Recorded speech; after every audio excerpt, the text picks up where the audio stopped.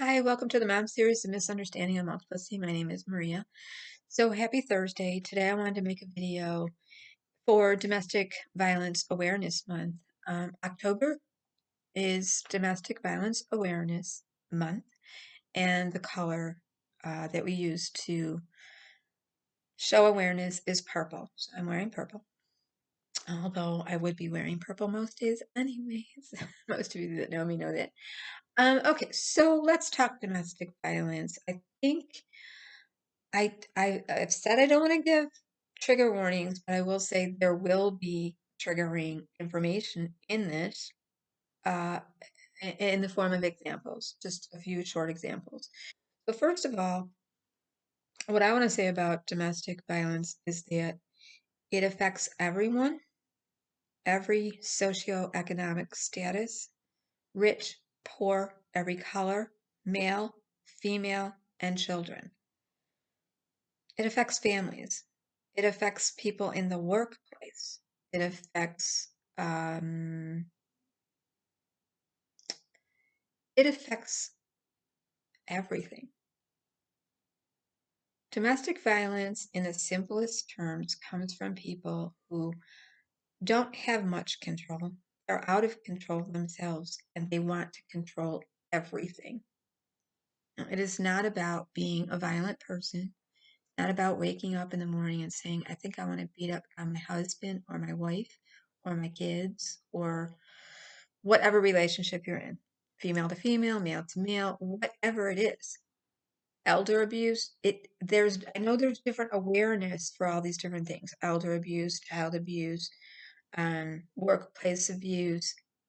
It's all the same thing. If you look at the relationship wheel cycle of domestic violence, you will find work violence, elder care violence, and any care. Like if there's a person that is dependent on another person to do stuff for them, and they start taking advantage of them, they start talking down to them, they start um, maybe making it so that the whole experience turns out really awful, and then threatening.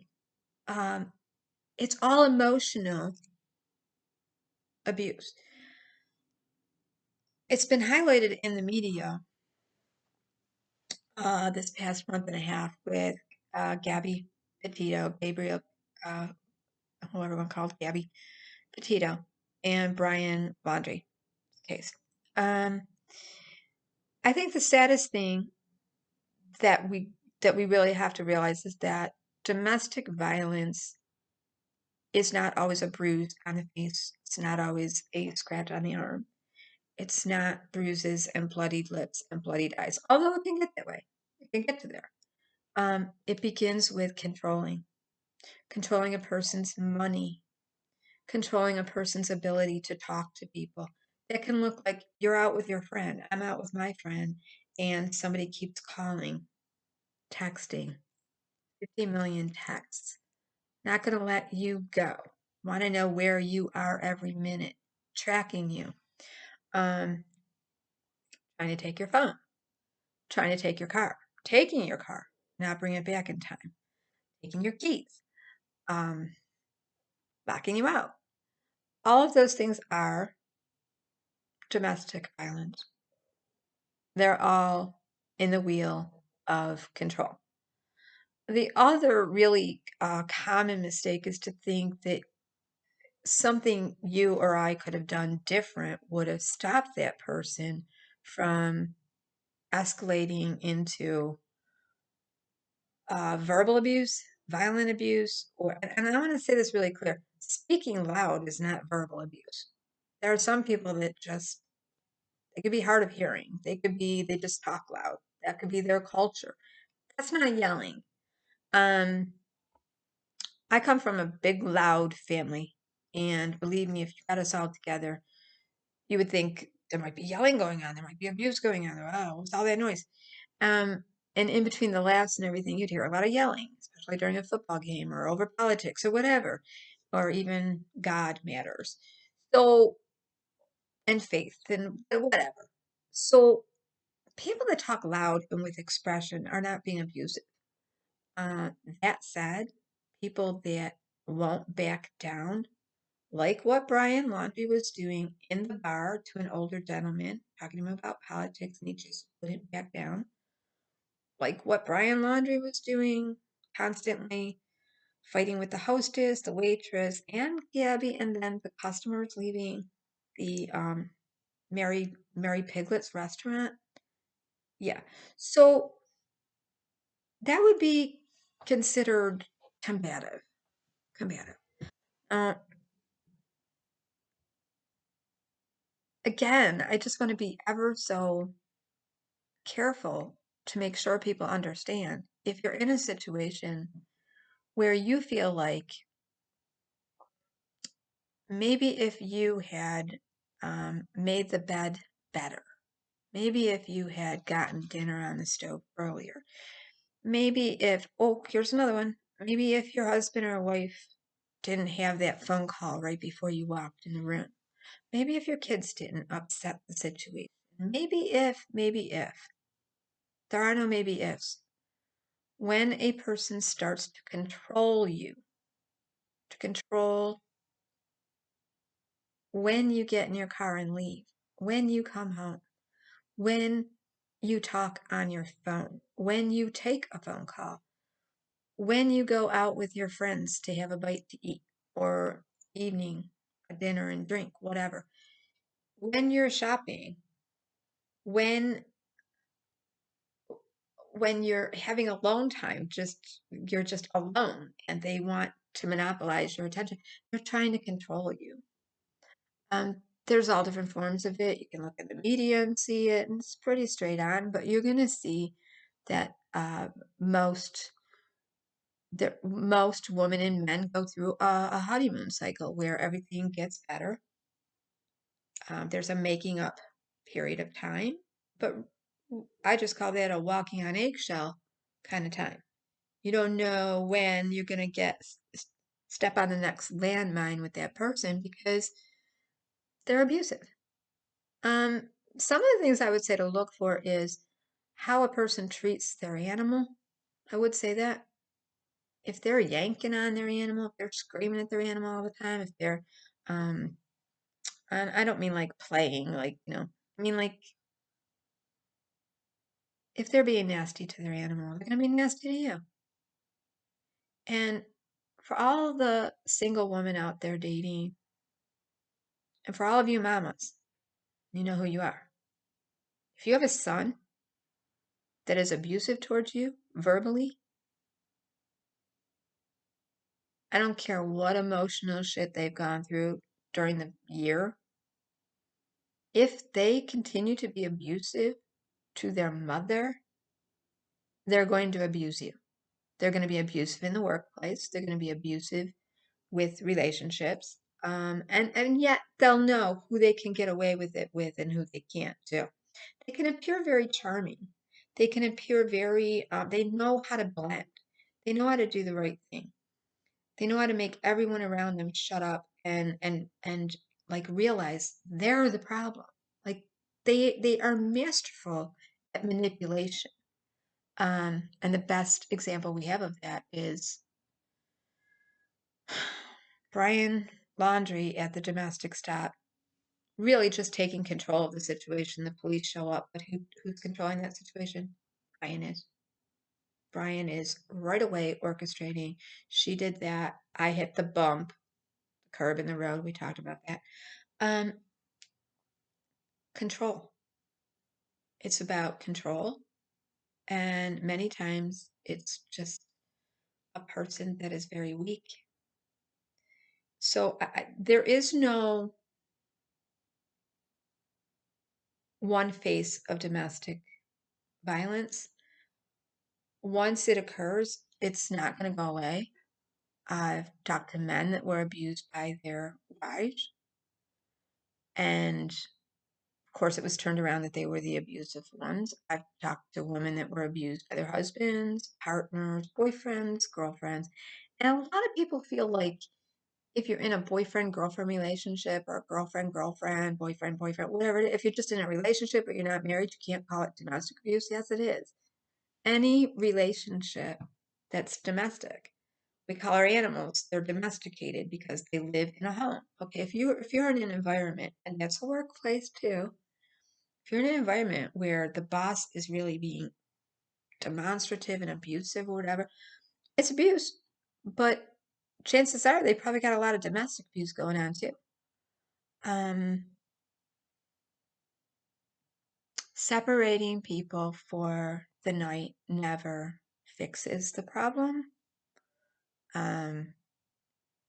Bringing a woman and their children to maybe a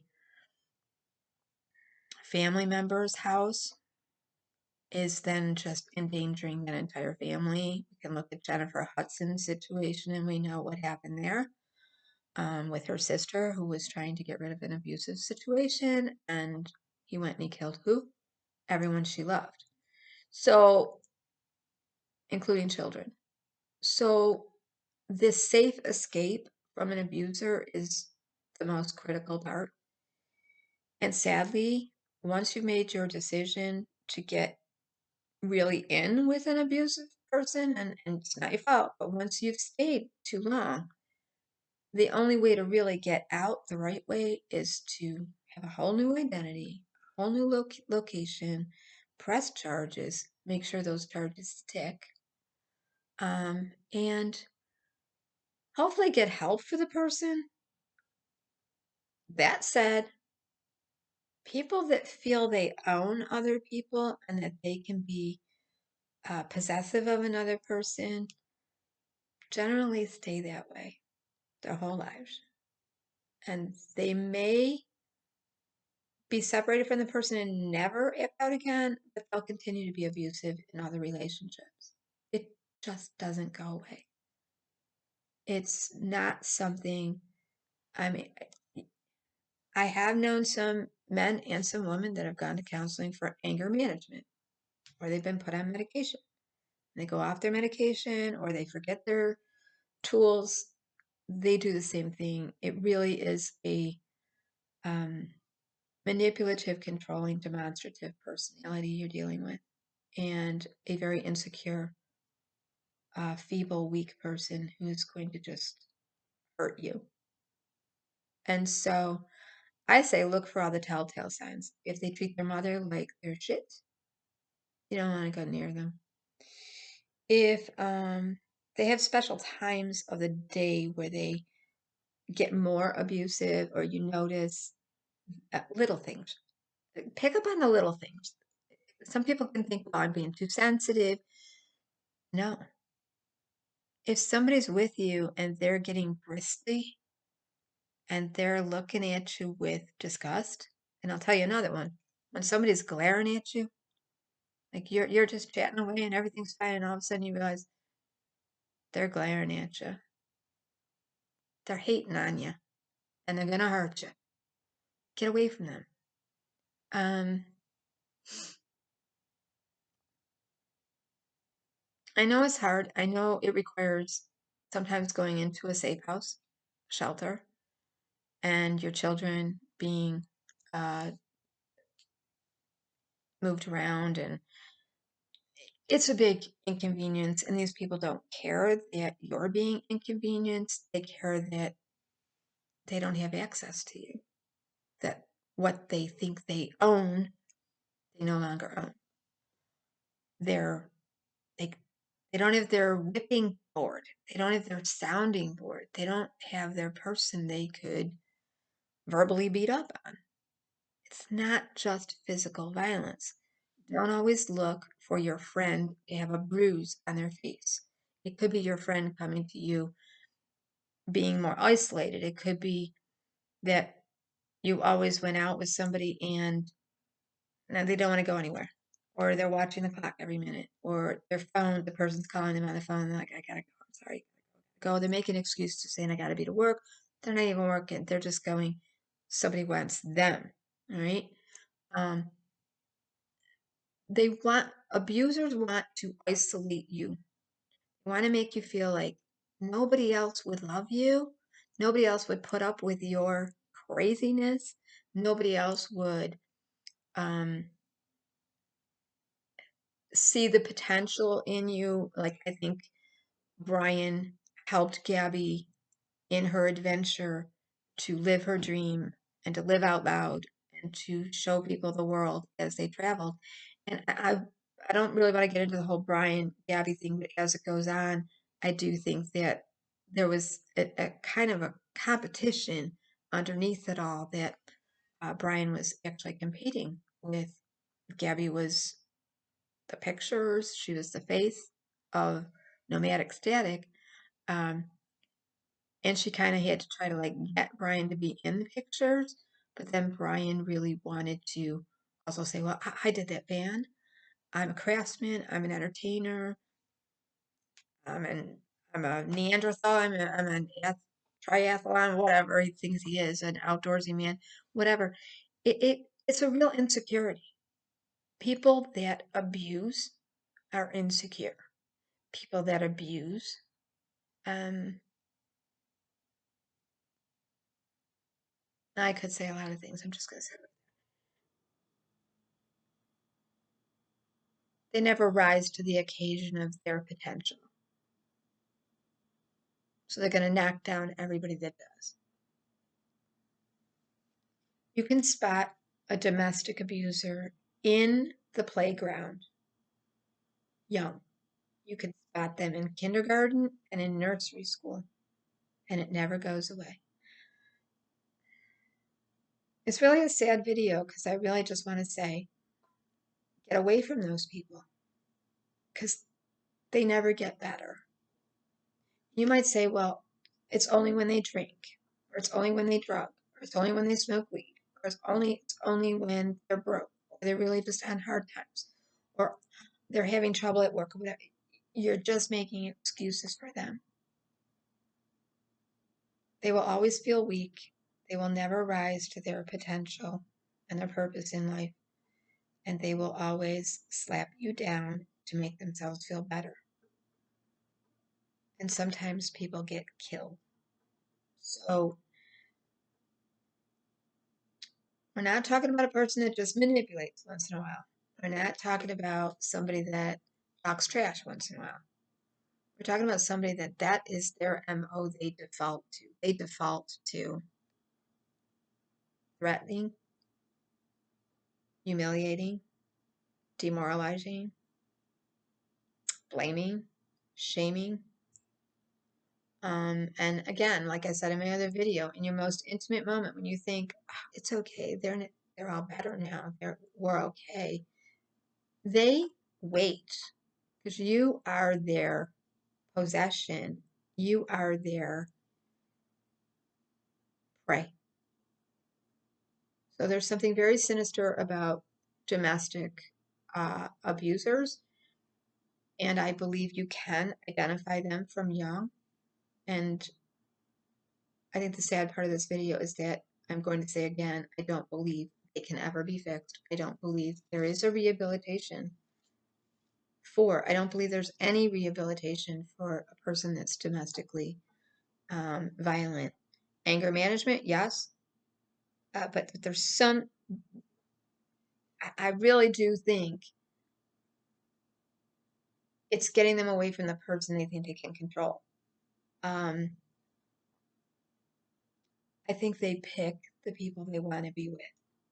They pick the lonely souls. They pick the vulnerable. They pick the people that are, and they try to build a camaraderie, like we're the same. Our souls are one. We're so much alike. And that's where the controlling comes in. And it's very insidious. You don't even see it happening until maybe you're on the floor bleeding, till maybe there's a gun in front of you, till maybe there's hands around your neck, choking you. So, I mean, you just don't know how much any other person can put up with ever in life. And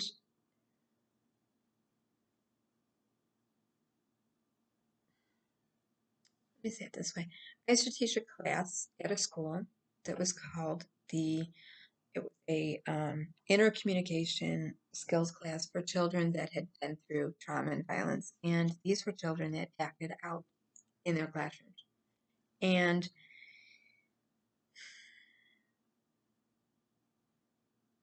I had to use a curriculum that I knew wasn't working. It'd be like going to Miss Maria's class, kindergarten through fifth, and draw your feelings, right? Draw your feelings. Write your feelings. Take a nap. Whatever you need to do to these kids, whatever. Maybe you need a bite to eat. Maybe you need to listen to some music. Whatever they needed to calm down. And then we did some de-stressors.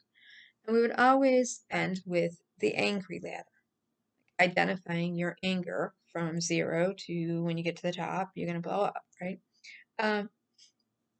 Most of the kids that I worked with could not identify 1 through 5. They only realized their anger, like they couldn't see how do I say this? So they couldn't see when they were okay. They couldn't see 0 through like 8, 9, 10. They could, as many times as I would ask them to identify and give them the tools of when you're okay.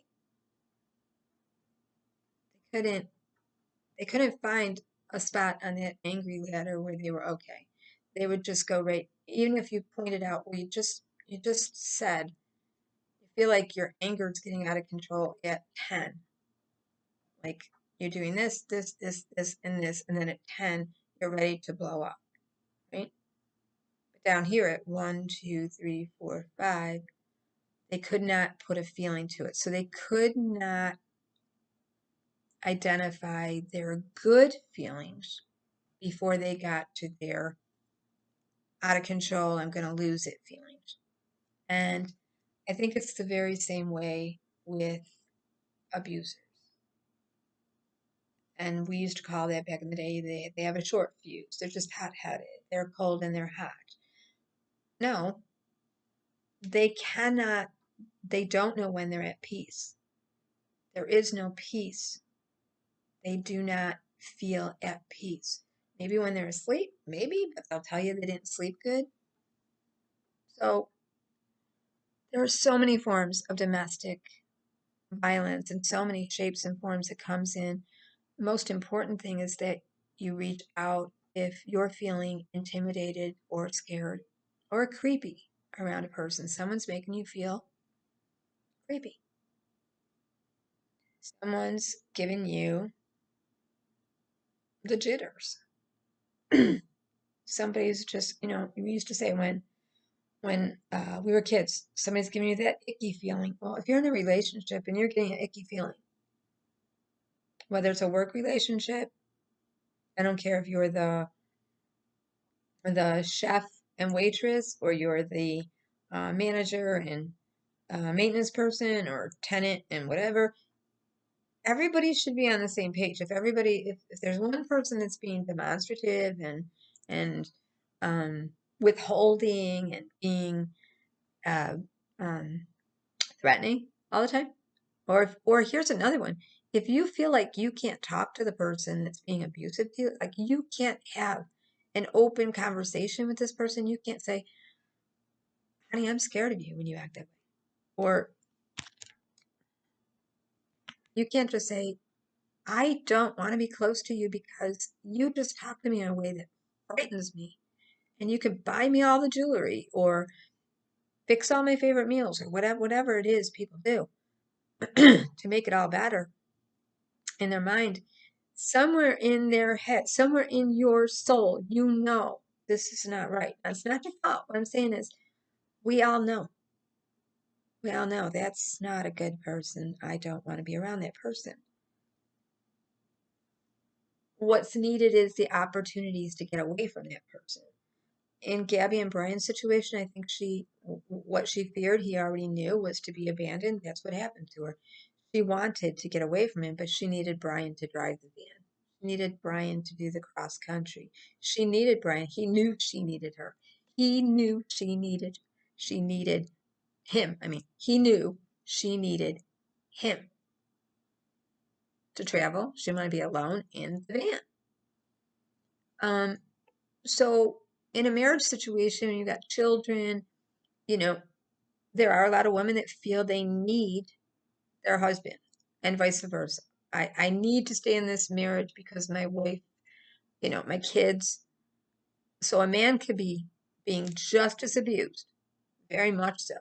They're taking your money, they're mishandling it, give me that check the minute you walk in the door, telling you what you can eat for lunch, making your dinner, telling you where you can go and when you can be on the phone and whatever. Wives do it to husbands, husbands do it to wives, partners, male or female, do it to each other. People abuse each other every day. Why is domestic violence worse? There's an intimate relationship. There's an intimacy that makes that person feel like they own you. So there's abuse, there's child abuse, there's elder abuse, there's all kinds of abuse. Domestic abuse is different because you've known each other in the biblical way. Once you've known each other in the biblical way and promises have been made, there's a feeling of ownership that should never be there, but it's there. And I don't want to tell anybody if you're in a domestic violence situation, there's no hope. What I want to tell you is run, but do it carefully. Don't go back. Don't. Um, don't look back. This is, you know, I always think about the Bible, how it says, don't look back for Lot's wife, turn into a pillar of salt. In a situation with domestic violence, you really gotta run and not look back. And I know there's children involved and there's relationship with fathers and mothers and all kinds of stuff, but you really gotta not look back because they never stop. They don't. They don't get better. I know that's really hard to hear. It's hard for me to even say it. I have never met one person that has domestically abused another with all the therapy in the world and medication who has ever really gotten better. That is their personality. When they get close to a person, they feel they can control that person. So you're really dealing with a person that needs to control because they're out of control all the time. And even if you give them tools to get themselves back into control, they don't recognize when they are in control. Like the angry ladder and the kids I used to work with would be like, well, I don't realize until I get to hear, okay, we can do 50 million things to recognize. I feel good. I'm happy. I'm comfortable. My hands aren't shaking. But let's identify all the different things. I'm not over breathing. I'm not hyperventilating. I'm not sweating. My stomach doesn't feel icky. So my stomach feels good. Not shake. My hands aren't shaking. I'm not sweating. I don't feel like I have to force my speech. We would think of a million things. They could never recognize on the angry ladder, excuse me, 1 through 5. They would automatically be to anger. And if you ask them, when did you feel good? Right before you got angry? No. All they could pick out is, that one did that, so I got angry. This one did this, so I got angry. She, he, the teacher, the principal, the lunch lady. No responsibility and no ability to recognize when it's good. So you can look at all the beautiful pictures of your family member and your friends on Instagram and Facebook and see them smiling, and they could be telling you everything's wonderful, and they could be hearts and roses and wine and all kinds of lovely. And you don't see any bruises, right? They got their makeup on, you don't see any bruises. And sometimes it's the people that smile the most that are hurting the worst. So there are no real signs of it other than the first time a person loses their head should be the last time you're with them. There's never a reason. I'm not saying people don't get angry, but there's never a reason to abuse another person. Never. Never a reason to abuse an animal. Never a reason to abuse a child. Never a reason to throw a plate of food over. never a reason to throw furniture, never a reason to speed up in your car and drive like a freaking maniac. Never. Road rage is, what are road ragers? They're out of control. They're trying to control the whole narrative of the road. Somebody got in front of them. Oh my God, you cut them off. So, I mean, I know we think of women that are all battered. It can look as beautiful as Gabby's Instagram. Gabby Petito's Instagram looks. And be as horrible as her being found in a creek site dead. So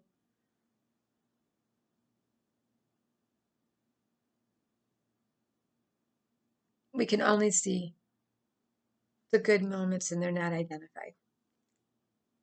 What's leading up to the bad. Okay. So please, this month, learn all you can about domestic violence awareness. Talk to your friend or family member that you have a suspicion something's going on. Maybe they're isolating. Maybe they're always worried about their boyfriend, girlfriend, husband, wife. They're always calling, checking. They're just check on each other.